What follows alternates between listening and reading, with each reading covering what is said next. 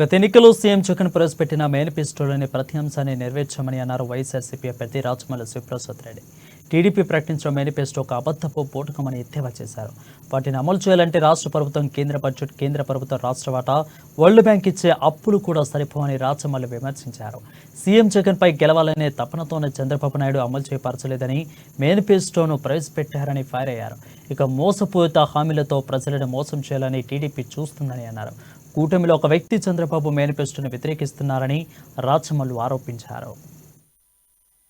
అంటే దీన్ని బట్టి ప్రజలు అర్థం చేసుకోవాలా, ఇది అబద్ధాల మేనిఫెస్టో, ఎన్నికల కోసం చెప్పే బూటకపు హామీలు,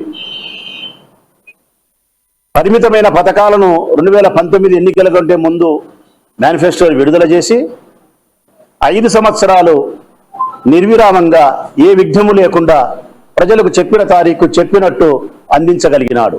ప్రజల హృదయాలలో చెరగని ముద్ర నేను వేసుకోవాలా అనే పద్ధతిలో ఆయన పరిపాలన చేస్తూ ఉంటే, వీరు మాత్రం పవన్ కళ్యాణ్, చంద్రబాబు నాయుడు గారు మాత్రం